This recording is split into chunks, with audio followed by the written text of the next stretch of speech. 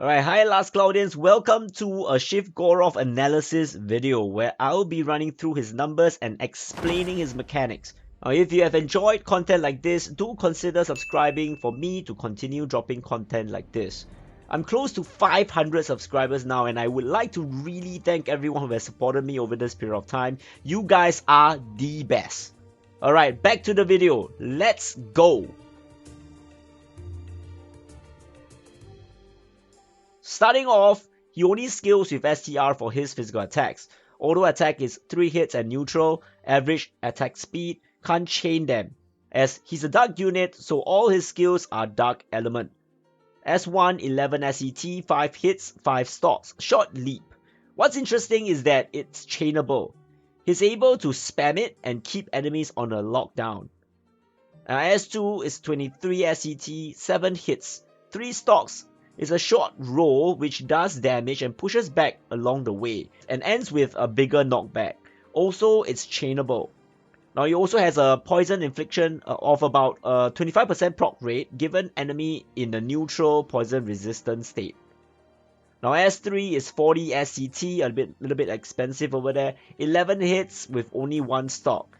Can be casted anywhere on the map, meaning he will be able to cast it at the very spot you activate the skill. Hence, if you want him to target an enemy across the map, you will have to physically get near the enemy first with either walking or using other skills. What this skill does is he sucks enemies around him in a medium-sized area towards him and then unleashes a huge uppercut on them. Now as mentioned before, this is one of the highest knockups and it also works on medium-sized enemies like these. Does not work on huge bosses though, unfortunately. Now the ultimate does a map-wide 27 hit attack that has a chance to inflict poison. It has a 100% chance to inflict on a neutral poison resist enemy and it drops to 50% if they are resistant. Now trait 1 gives a pure 12% HP to his max HP when he kills. Now that passive includes all the passives on him and arc buffs, which potentially can make him really beefy. Now the rest of this trait explains itself. I'm going to move on to trait 2. Gives him a unique buff after 30 seconds of not killing an enemy. Now this buff has its pros and cons. The bad side of it is that it has a chance of every 2 seconds to consume 4% of his max HP. This potentially makes him take a lot of unnecessary damage, especially if he's CC'd by magic like Blizzard or continuously flinched. Now this HP consumption will not kill him. He does however gain a 70% physical damage and a 4000 damage cap increase, and of course a movement speed up. Now I guess it's a trade-off now worthy of that HP loss, but you do have to pay attention to keeping him alive. And also he loses this buff when he dies or kills an enemy, so in some sense he gets weakened after he nets himself a kill. Unless of course it's a tasty enemy where he will get a buff from trait 1.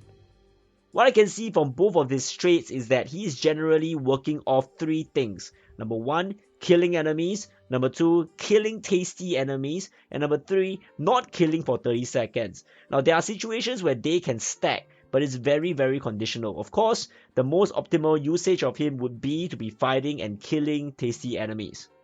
So moving on to the passives, Creature Mastery has about a 10% chance to proc the 50% damage heal from a spirit. On this topic, he has 2 other magic healing skills, 2 and 3. Now they each has about a 20% chance to proc. So you can see that he's going to be really tanky against mages or magic damage. Next on to Slice Dice and Julianne, weird name. Now this requires 50 hits and above, which means you will have to chain hits. It can help if you have multiple sources that can contribute to maintaining your hits like magic in the background, range DPS and other melee DPS like Baran who can't be flinched while using skills, and also of course impact skills. You can also use Goroth to do chains as mentioned before. S1 and S2 are able to easily do that, but of course dual wielding will be the best for that effect for him. S3 however will break his chain, so keep that in mind. Keep above 50 hits allows him to get 40% more damage and an increase of 2000 damage cap. Now cooking is the main spell for me, or passive. as it opens up a lot of his potential. Giving him a 50% ultimate gauge at wave 1 allows his ultimate to be usable faster, and the 3k damage cap to his ultimate is a bonus. Now here's the best part, adding beast, fish and bird type to the enemies. This happens 100% of the time, and it is so important on ramping his damage up. It turns all enemies to tasty for Goroth to snack on. This is where he shines the most, buffing his STR and damage cap when he kills tasty enemies and allowing his slayers to work on them too. However, this only lasts 20 seconds, come on. Feels like you have to manually control when to ultimate and kill enemies to fully utilize this. Might be a little bit too much work for such little gains though. Hearty Eater gives 2k damage cap and 120% damage to guarding enemies. So I'm gonna break down for the calculations for you guys, right? So guard with steel guard skills mitigate 50% of damage, meaning supposedly 1000 damage will become 500 instead. Hence, 120% from Hearty Eater will make the initial 1000 to 2200 damage. Guard will reduce it to 1100. It's just a little bit extra, but it sure gets rid of the mitigation from guard. This, however, does not cancel their guard, therefore skills that come together with their guard like heal guard will still activate. Keep that in mind. Meat Dinner gives him a healing buff at battle start and after killing an enemy. Now this lasts indefinitely until a full bar of his HP has been healed, and it has a chance to proc every 6 seconds. So the heal is pretty big. I believe it's max at 9999. It's like he basically is able to heal back to full HP every time he kills an enemy. Should be really fun to juggle his HP while using him.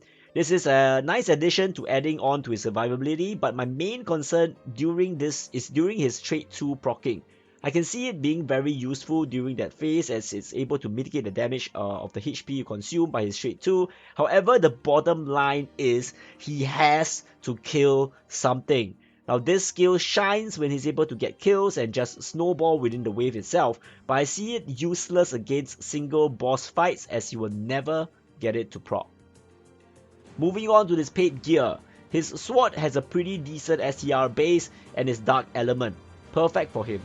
The lesser HP he has, he gains up to a 30% STR. Apparently, to gain all the 30% STR, you have to go down to close to 1% HP, unlike some other skills that caps at 10% HP. So don't expect to get the full 30% often. Now this is actually really decent for him as it's like a mini life brave. So dark damage plus 10% is also a good addition on the top of that. This is a pretty good gear for him in my opinion. For the next one is his armor. It's a cloth with pretty decent defensive stats and a 66 STR is not too bad at all. And it has a similar effect with his sword except it's 4 defense and also give a 1k damage cap. I'm not too sure about caring about defense is the way to go for him. There is a possibility of building him just for his ultimate and breaking. Inflicting mimicry on enemies for your other units and slayers to wreck them. Now that's why I see if you choose to build him as a cool support. Other than that, I don't see it better than dual wielding most definitely. Let me know if you have other builds for him with this armor in the comment section down below, right? So we have gone through all his mechanics. So let's, do a little bit of his overall damage cap. So over here we have 2k for Hearty Eater, 5k for his trait 1, 4k for not killing with his trait 2, 2k for 50 hits and above, 2k for 50% damage, 50% HP or below, and 1k on the paid armor. So if you look at all these things, it really is kind of all over the place. There are some things that can stack and can't stack, or is really conditional on whether it can stack or not. So on a regular basis, I can really see if let's say you're fighting a single boss, I can really see a 10k damage cap there, which is no kills, 50 hits, lesser than 50% HP, and Hearty Eater, which is the base. So in that sense, it's a pretty decent damage cap. I wouldn't say that it's too crazy, but he has the potential to go up to really high numbers. But realistically, 10k is kind of realistic over there. Now moving on to his physical damage buff. Looking at all these numbers, I'm not going to read them all out, but you can see that he gets a 380% damage buff. Alright, if he actually physical damage buff if he actually gets all of them to proc, which is pretty crazy, as previously we have been getting numbers around 200% for usual units. But of course, this is much more, there's much more conditions required for him, and it will be really tough to achieve that number. He might be having a lot of damage, but realistically having a 10k damage cap if on solo bosses, we might not be able to see his full power. But on places with a lot of spawns, coupled with his ultimate, he can possibly shred through enemies and become a real damage machine. But that can be really situational. Looking at all this, I can safely say that he can do really well against magic, very high damage modifiers, very good breaker, and having some gimmicks that are unique to him, which can open up more possibilities of his usage or team options or even builds. Although I mentioned in my previous video that he has quite a few skills lacking in his kit, but looking more in depth right now, it seems that it might be okay for him not to have all of them in the first place. We might be looking at a first unit that we don't have to stack more damage, opening up more other ways of using him. Will be interesting to hear from you guys, what builds can you come up with for him? Leave that in the comment section down below and I would love to hear from y'all.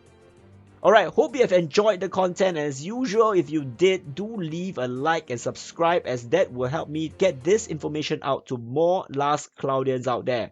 Thank you all so much. Stay safe, good luck for your pulls, and see you in the next video. This is Xez here and I'm signing out.